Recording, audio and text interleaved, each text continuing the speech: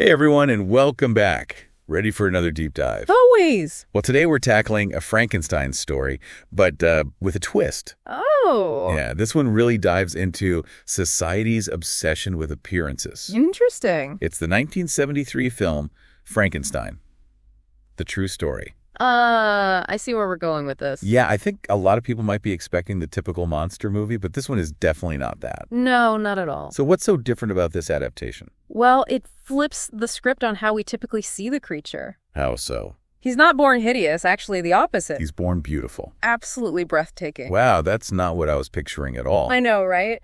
It's a powerful choice by the filmmakers, and it really shapes how we see the whole story. Yeah, talk about playing with our expectations. Definitely. And it all ties into the themes of the film. Yeah. You know, those ideas about beauty and decay. Okay, I'm intrigued, so tell me more. How does this beautiful creature fit into it all? Well, you see, the film starts with him being completely innocent. Like a blank slate. Exactly. He's experiencing the world for the first time, full of wonder and potential. I can imagine that'd be pretty amazing. Oh, it is, and it's beautifully portrayed by Michael Sarrazin. Oh yeah, he was in some great films back then. He really captures that childlike innocence, but then as the creature's physical beauty starts to fade... Oh, so it doesn't last? No, unfortunately not. Okay.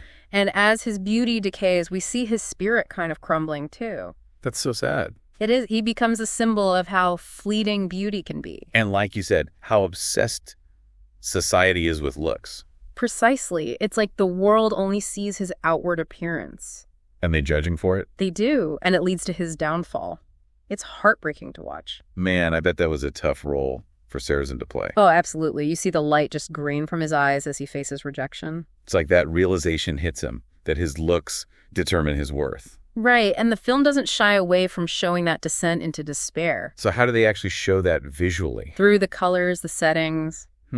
Interesting. Tell me more. So as the creature's beauty fades, the film literally gets darker. Oh, wow. I can see that, like, the colors get more muted or something. Exactly. More oppressive, mirroring his inner turmoil. It's almost like his emotions are being reflected in the world around him. That's a great way to put it. Kind of like a visual metaphor. Exactly, a visual metaphor. Okay, so we've talked about the creature, but what about Victor Frankenstein himself? Right. Is he the classic mad scientist in this version? Not in the slightest. Really? This Victor, played by Leonard Whiting, is a young man driven by grief. Grief? For what? His brother's death.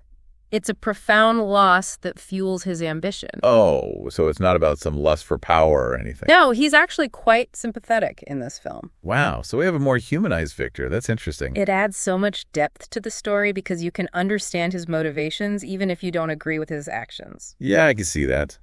But every story needs conflict, right? Hmm. So who or what challenges Victor in this film? That would be Dr. Polidori, a fascinating character played by James Mason. Oh, James Mason. Brilliant actor. Oh, absolutely. And in this film, he's chilling. What makes him so chilling? Polidori represents the darker side of ambition. Okay, how so? He's manipulative, always whispering in Frankenstein's ear, pushing him towards those more and more reckless experiments. It's like he's exploiting Victor's grief.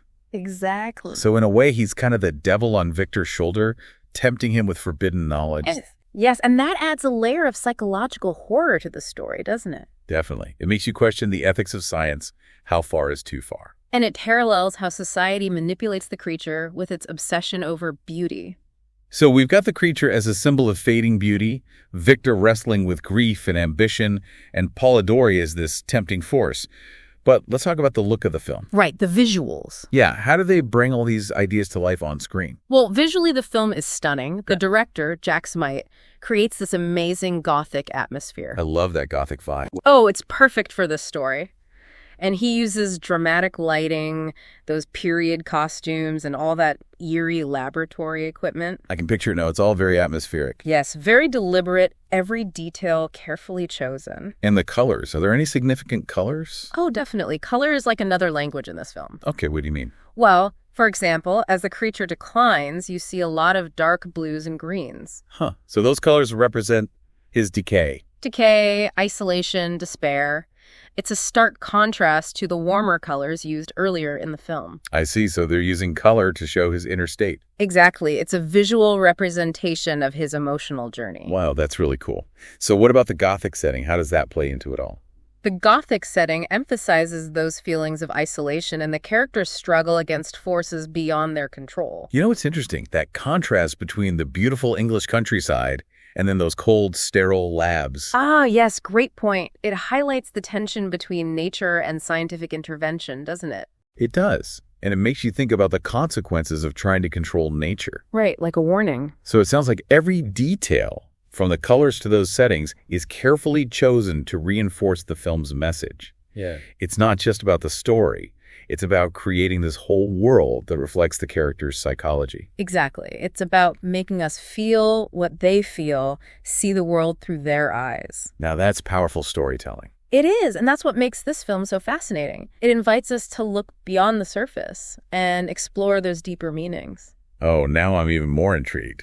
We've barely scratched the surface here, but I'm already seeing Frankenstein in a whole new light. That's what we like to hear. But hold on, everyone. We're just getting started. We'll be back in a flash to uncover more of this film's captivating themes, criticisms, and its lasting impact on how we see this classic story. Stay tuned. So, we were just talking about how visually striking Frankenstein. The true story is, but I do want to mention, it's not your typical monster movie. How so? Well, the pacing is much more deliberate, and there's a lot of emphasis on symbolism, which might not appeal to everyone. I can see that some people want those fast-paced scares, but this film seems to be aiming for something a little deeper. Exactly. And because of that, it has faced some criticism over the years. Oh, like what? Well, some viewers find the pacing to be a bit too slow, especially those scenes that delve into the characters' inner thoughts. Right, it's not really an action-packed kind of film. No, not at all. It's more about mood and atmosphere and exploring those deeper themes. Which makes sense, considering everything we've talked about so far. Right. And another criticism is the film's heavy reliance on symbolism. Specifically? Well, the creature's physical decay is a very prominent visual metaphor for moral corruption. The idea that as he becomes uglier, he also becomes more monstrous on the inside. I see. So some people might find that a bit too on the nose. Yeah, some argue that it overshadows other aspects of the story. Like the film is hitting us over the head with its message about beauty and morality. Right. But it's important to consider the historical context. How so? Well, this film was made in 1973. Okay, so? Societal views on beauty and how it connects to morality were quite different back then. That's a good point. It's always interesting to see how a film reflects the time it was made in. Exactly. But despite these criticisms, Frankenstein, the true story has had a pretty significant impact. In what way? Well, for one thing, it dared to deviate from the traditional Frankenstein narrative. Right, like we talked about with the beautiful creature. Yes, and that idea of him starting beautiful, then tragically decaying, has actually influenced countless later adaptations. Really? Oh, yeah. It shifted the focus away from just seeing the monster as a purely evil being. Towards something more human. Exactly. This film really emphasized the creature's capacity for love, pain, and despair. It's highlighting his humanity. And the tragedy of his situation. So you're saying that Frankenstein, the true story, paved the way for a more nuanced and sympathetic understanding of the monster. Absolutely. It challenges us to look beyond just the monstrous exterior and recognize that true monstrosity often lies within. That really resonates with me, especially today, with how much we judge people based on their appearance. Oh, I agree. It's more relevant than ever with the rise of social media and this constant pressure to look perfect. And this film acts as a cautionary tale about that. Yes, warning us about the dangers of judging solely on appearances. And the consequences of obsessing over youth and beauty. Right, and I think that's a really powerful message. It is, and it makes you think about how that obsession with beauty might actually be a form of societal decay. Oh, that's interesting. How so? Well, if we're so focused on the superficial, do we lose sight of those inner qualities like compassion and empathy? That's a profound thought. And this film really forces us to question our role in perpetuating those harmful judgments. Yeah, it's not just presenting these ideas, it's asking us to examine our own behavior. And that's what elevates it beyond a simple horror story. It becomes a social commentary, a psychological exploration of human nature, a timeless cautionary tale. Exactly. It stays with you long after the credits roll and makes you question your assumptions about the world and yourself. I'm definitely feeling inspired to rewatch this film and see it with fresh eyes. I think you'll find even more to appreciate upon a second viewing. Before we move on, though, I have a question about the title, Frankenstein. The true story, what makes it the true story? Ah, yes. That title is quite intriguing, isn't it? It could be interpreted in several ways. Like what? Well, perhaps it suggests that this adaptation is more faithful to Mary Shelley's original novel than other versions. Okay, yeah, I can see that. Or maybe it's hinting at a deeper, more universal truth about human nature. That's a good point, a truth about our anxieties, our desires, and the consequences of trying to play God. I like that. It leaves us with something to ponder. It's not just giving us answers, it's prompting us to ask our own questions. And that's what good storytelling is all about. Speaking of questions, we have one last thought-provoking one for you, our listeners. But first, let's recap what we've learned about Frankenstein. The true story so far.